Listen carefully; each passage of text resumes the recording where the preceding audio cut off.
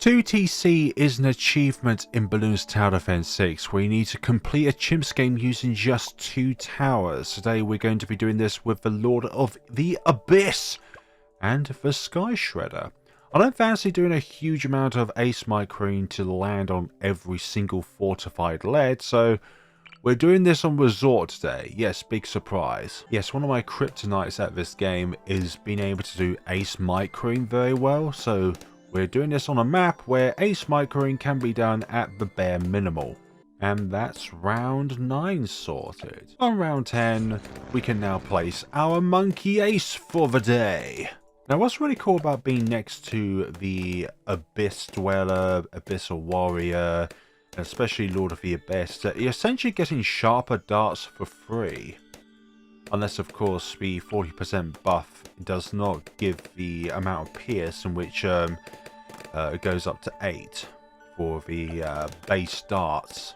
Oh, sorry, the base bones in this case of the monkey ace. You need to think about exploding pineapples and spy plane for number 1, that camo detection, number 2, that bonus camo damage.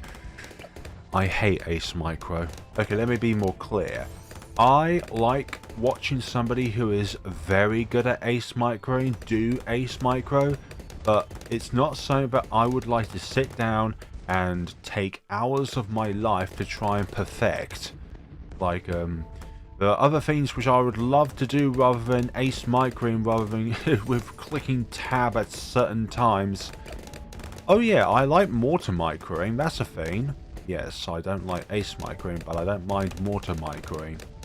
The duality of me. I do like some efficiency in my life, especially if I'm wielding a trident. Echo sense precision, sorry. Me and my inability to speak at times.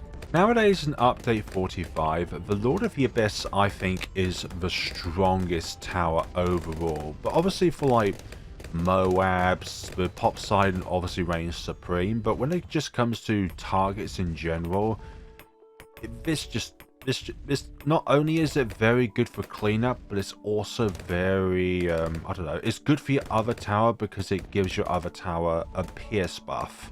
Whereas with Poseidon, he's like, I can pop you BFB or ZOMG, and they're like, I know I can be defeated, but they can't be defeated. Who is they? A white balloon. Abyss Dweller, thank you very much. What do you think of his soundtrack? Winter Nights Chilled. I really like it actually. Sometimes when the situation gets rage-inducing in a very difficult scenario, it's the perfect duality. Hearing me cry in anger or being enraged in anger, and then there's just the calm, soothing melody of the background music. It's also just very nice to have. Right, ace microing required, but luckily we have this little square here to utilize. Thank you very much. Back for round 2. Sorry, round 38, but back for... Actually, in this case, it's back for round 4 of leads. This is the 4th round that leads have appeared. Round 39 has been cleared up. Round 40 should be pretty easy, thanks to the anti-Moab missiles of the fighter plane. We're going for the Lord of the Abyss next, because that's going to provide a lot of power to our game here. And this is quite good as well when it comes to popping Moabs and BFBs. Obviously I think like ZOMGs and onwards, we're definitely going to need that Sky Shredder. But Operation Dartstorm is gonna be a good option when it comes to early Moab clear up. So Moabs are not going to be a problem for the early game, but these fortified leads, we're going to have to rely on exploding fruit in order to clear up them. Honestly, like on other maps I'll find this to be a huge struggle, but obviously on this map it's going to be okay, especially with the fact that they're slowed down because Abyssal Warrior slows them down with their ink. Or just slows down anything that is not a ZOMG or a DDT upwards when it gets to Lord of the Abyss. Round 50 is another round that features fortified leads. Imagine if there was such a thing as fortified purples. Like, that would be a stupid concept, wouldn't it? I know I've talked about this in multiple videos, but what if there were fortified purple balloons? Like, how would that change the game? Well, I'd know there'll be fewer 2TCs, I imagine, especially ones with like Wizard Lord Phoenix or Poseidon. Then again, Poseidon is terrible nowadays anyways. Yeah, Lord of the Abyss. You are definitely now what you would call acquired. I don't know where I went with that. Nice, our Operation Dartstorm is receiving that 40% Pierce buff. Still, I don't know if that is a better version or a slightly worse version than the sharper darts. But I feel like we just get that upgrade for free anyways. And that's only because this is near the presence of the Lord of the Abyss. It's honestly such a good tower, honestly. For its cost, it's brilliant. Its only weakness though is lead balloons, and this is once again where our exploding fruits are going to come into place. Hopefully we can get all of these, and yeah, I love this little square. It's honestly one of the reasons why this is such an easy map for 2TCs to be on. It's very ideal for your ice towers and tag shooters. And Sorta. Did you know that at one point Sorta was able to do a 1-tower chimps on this map? Which is why there's no such thing as any Sorta 2TC records on the index. Because 1TC triumphs over any 2TC of that tower. Well, we've got to be very careful with these lead balloons because they could actually block our Lord of the Abyss's ability to pop these ceramics. But hopefully that's not the case. Please do not go after the lead balloons. Actually, I'm going to put you on strong so that you do target the ceramics. Hopefully ceramic is considered a stronger target than the leads. So therefore our Lord of the Abyss will target the ceramics rather than trying to target the leads. I honestly wish this thing had normal damage type, either with its trident or with the ink itself. Like, if it explodes a nearby balloon, then it could have like a fireball sort of thing, but rather than being a fireball, it's just a cloud of ink. Now, for the question of the day that I do in certain videos, not every video, but a question that I like to put onto you as the viewer. Firstly, thank you ever so much for watching, and if you like videos like this, then please be sure to like the video, comment and subscribe so that you can see videos like this in the future. And maybe one day we will reach that sweet 6-digit bracket, being 100,000 subscribers, where I'm going to be showing a death montage of every single time on the channel so far that I've died from a yellow balloon. I know it's very specific, but if you've watched my videos for a while, you know why I mean yellow balloons. Oh great, we've got these fortified lead balloons.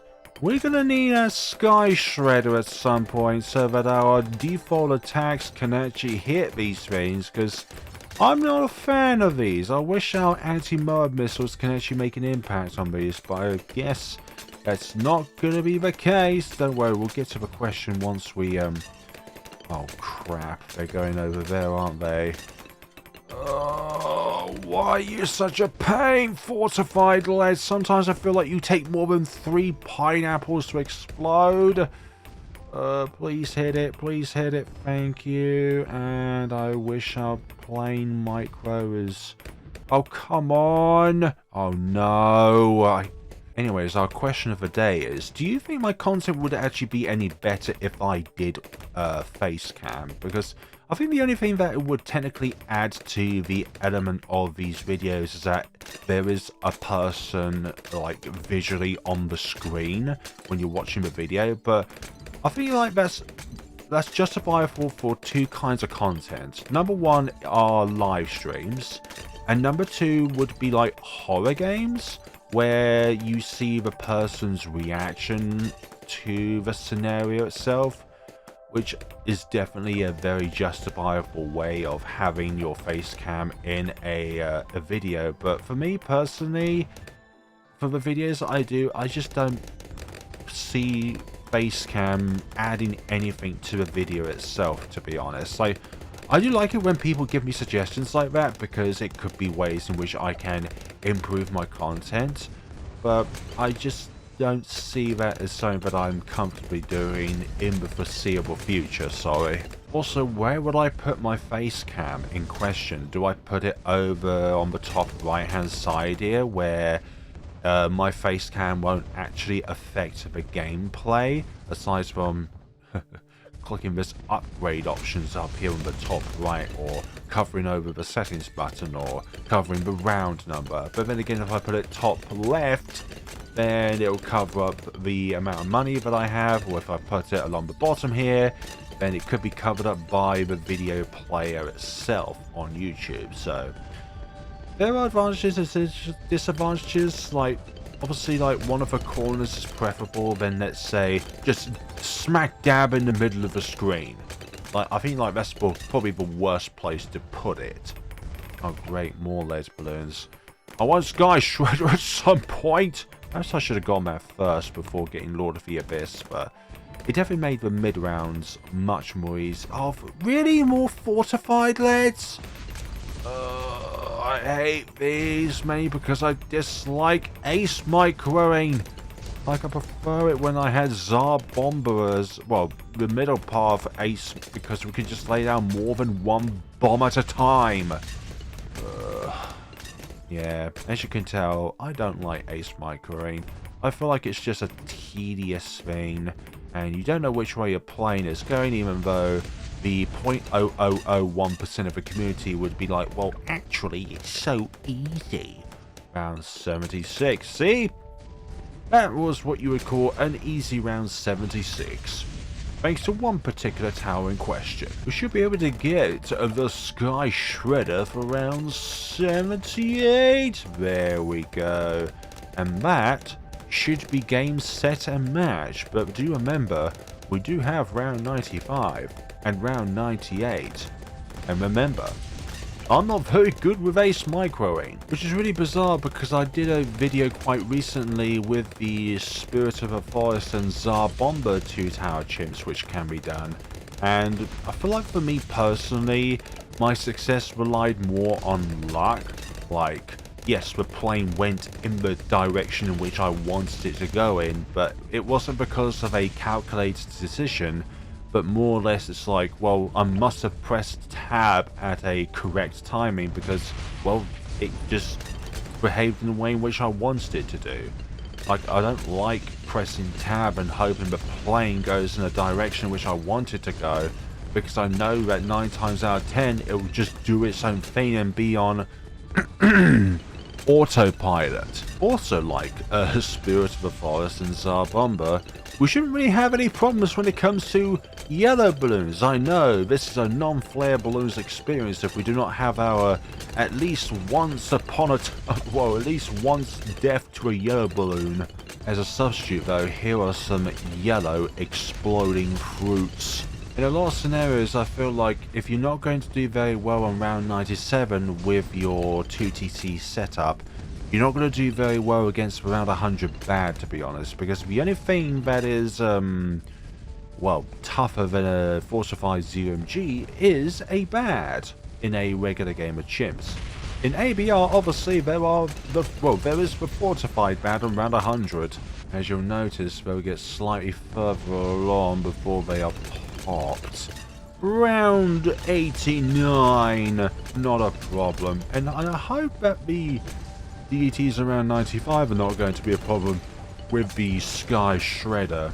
Quite the easy round 92, no microing whatsoever. And we're using the top part for both of these. Obviously with the camo detection being on opposite crosspaths, but it's fine, okay? It's absolutely fine. Believe it or not, having both your towers with camo detection on a 2-tower chimp scenario is very important. Or one of your towers having the means of removing the camo, so let's say balloon incineration or energizer. But balloon incineration is probably the only decamo option that is incredibly good against mobs themselves. That's around 95. I'm just really glad of the PS buff because this in some ways is helping us pop the DDTs. And round 96 is cleared up. Now the test to see if our setup is good against the bad, and It certainly is. They're already getting cracked quite a lot here. And come on now, you can do it. I believe in the both of you. There we go, round 98. The round which has the most amount of RBE. And these lanterns not showing their fortified features correctly. It's a visual bug. It's nothing to do with the fact that the game has been changed somehow. My goodness sakes. I love how this just makes your other tower so much more powerful. It's brilliant. Oh, DDTs! Oh, that was so close. That was really close. But thanks to the slowdown of the ceramics, we were able to get through that scenario. And I'm going to pop that red nose of yours bad. And also get all those sweets out of there. Almost said the word candy, but that's so un-British of me if I said the word candy. Yeah. Come on now, bad. You can do it. And the... I was about to say, were you going to be popped there? Thank goodness you were. Okay, Lord of the Abyss, would you do your job? If you were to have the Sky Shredder over the bed at all times, it means that every single one of your darts are able to do the damage in which they need to do in order to maximize the amount of time that you would have in order to actually pop the bed. So therefore, it is a skill issue, flare balloons. My response to that is, it's just a game. Don't take it too seriously, okay? Hopefully at some point this will go down better, and since we managed to get the ceramics to be appeared earlier, hopefully this is okay. Hopefully this is okay. Yeah, that looks okay. That rainbow's not gonna last, so with a tad bit of ace microing at the end there, we managed to plow our way through the 2-tower chimp scenario. Honestly, I think it leans onto one of the I wouldn't say it's the easiest, definitely. It's definitely not one of the easiest ones, but I would say it's easy to mid-tier when it comes to the easiness of this one. Although we're on one of the easiest maps, so probably my argument there is not that justifiable. But I think if you're just going for getting the achievement itself, Resort is one of the easiest maps, alongside Logs. And also Scrapyard as well for some scenarios, like Spirit of the Forest and Dark Champion, because round 24 can be dealt with by the Crusher. Thank you all so much for watching, everyone. Let me know what you thought of... This gives me a bit of a brainwave. So what I'm going to do is view browse. So go to challenges. Go to my challenges. And what's really weird is that this challenge I've done just now has no name. This has appeared for me quite a lot in some scenarios, and I think it's due with the fact that if you put in a certain sequence of letters, so let's say for example, if you look through all of this, what kind of 3-lettered words or 3 letters within a set of words do you think would stand out as something being very bad? I'll give you a clue. It's within the name Sky Shredder. If you merge like the words together of both, like if you merge the 2 words together, it would have a string of letters, which is obviously very dark. But it's like that could actually be the thing that causes the challenge publicly to say no name, which is obviously really bad because that's, you can't even put the word Sky Shredder within your own challenge without it being put as no name. Anyways, that's just a thought process because we were doing a challenge with Sky Shredder. Thank you all so much for watching, everyone. Let me know what you thought of the video down in the comment sections below, and do be sure to look out for more 2 TCs and 2 MPs and 23 MPs if I can find any more in the near future. Also, let me know if you like a 2 megapops with a tower that I've already done, but on a harder map. So, for example, if you'd like to see another 2 MP done on Ancient Portal, then please do let me know. Thank you all so much for watching, and take care of yourselves, everybody.